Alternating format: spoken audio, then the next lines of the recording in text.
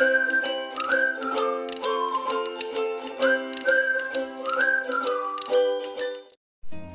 Friends, मैं Deepika shades of rainbow अपने इस यूट्यूब चैनल में आप सभी का स्वागत करती हूँ। आशा करती हूँ आपने मेरे पहले सारे वीडियोस देखे होंगे। अगर नहीं देखे हैं तो लिंक मैं आपको डिस्क्रिप्शन बॉक्स में दे दूंगी।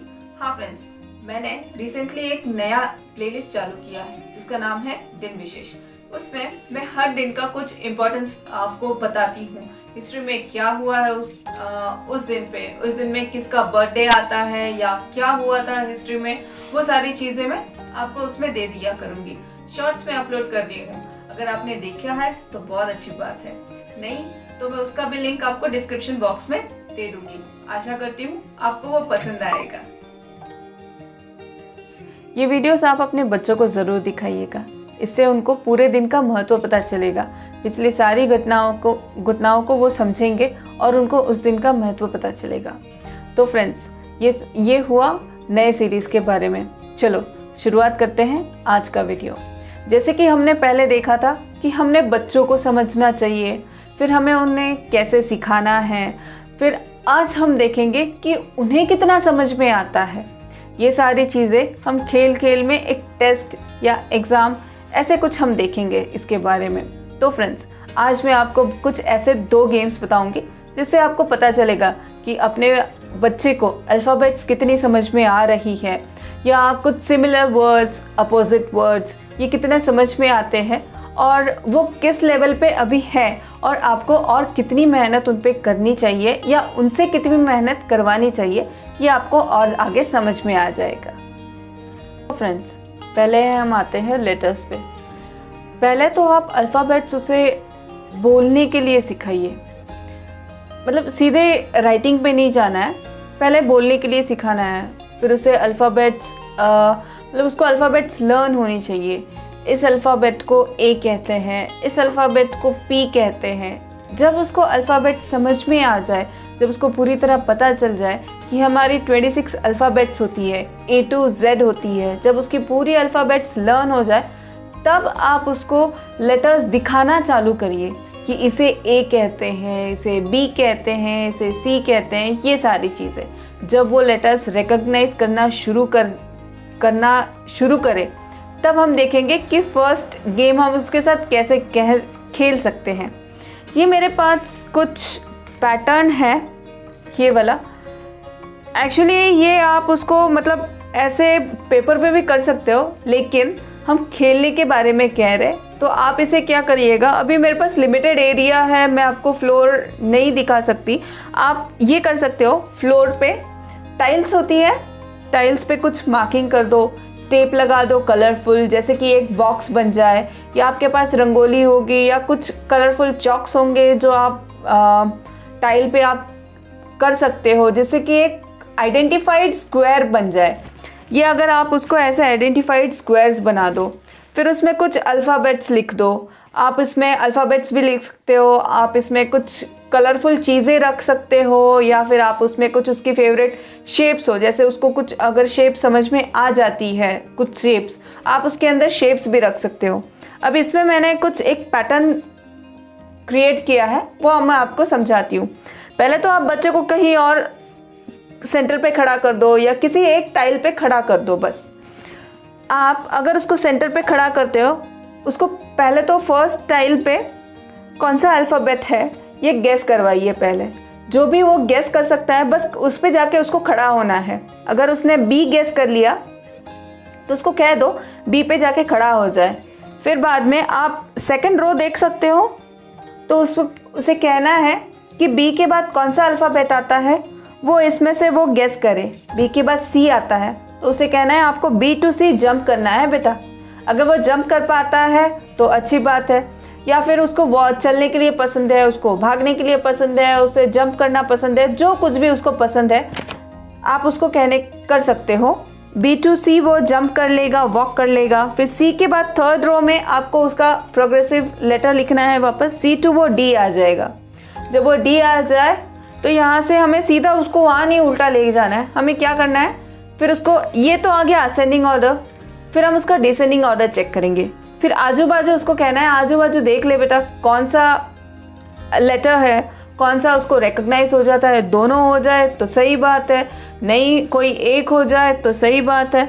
बस अगर उसको यू आ जाए तो उसे कहना है जो लेटर तुझे आ रहा है वहाँ पे जंप कर ले।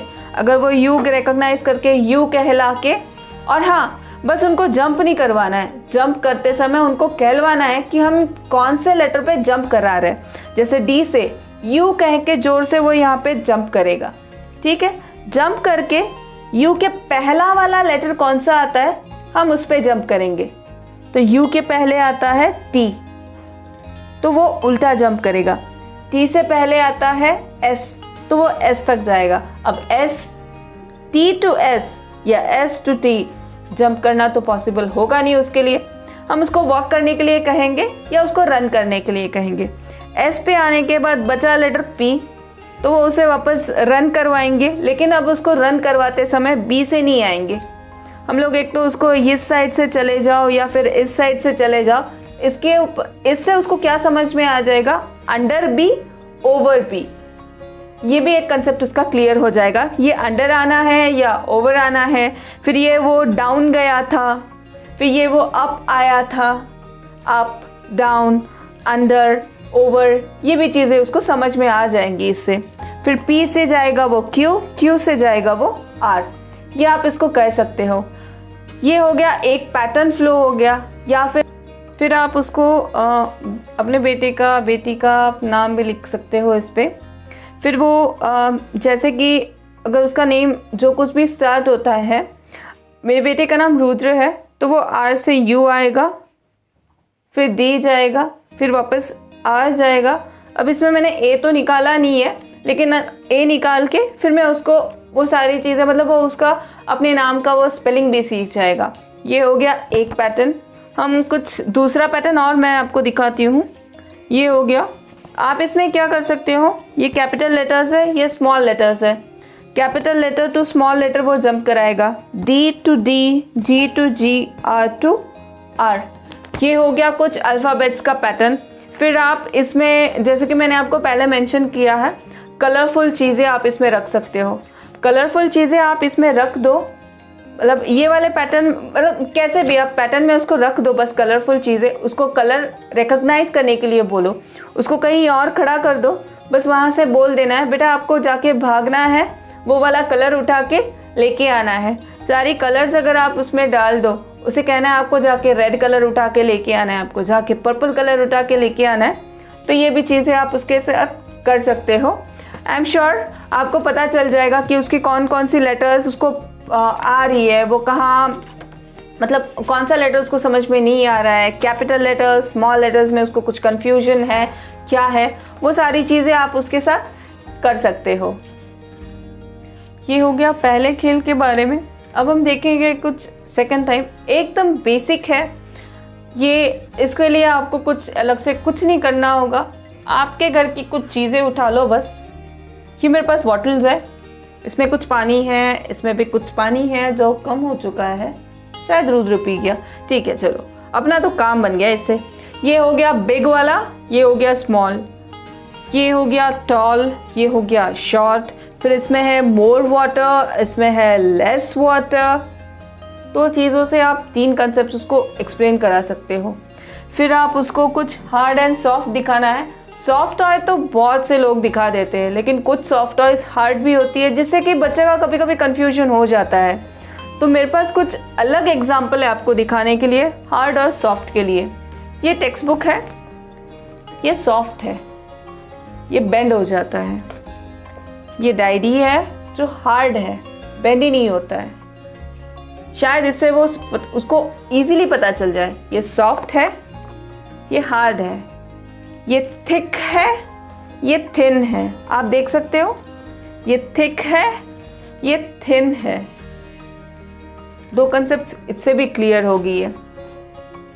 और आप बहुत सी ऐसे कुछ चीज़ें कर सकते हो। उसको अगर बताना हो तो आप ऐसे भी कुछ बता सकते हो। मैं आपको एक पेपर पे कुछ दिखाती हूँ। अगर आप कुछ ऐसे पेपर या उसका कोई नोटबुक होगा जिस पे आप उसका हर रोज़ फॉलो अप लेते हो, एक लाइन बना दो बस ऐसे।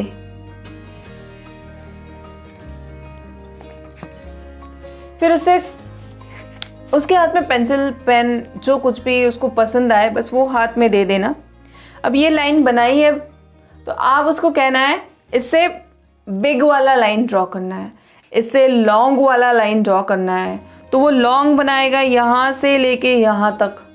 शॉर्ट कहना है तो वो बनाएगा सिर्फ यहाँ से लेके यहाँ तक। ये सारी चीज़ें एक्सप्लेन करने के बाद टेस्ट के लिए आप उसके ये कर सकते हो।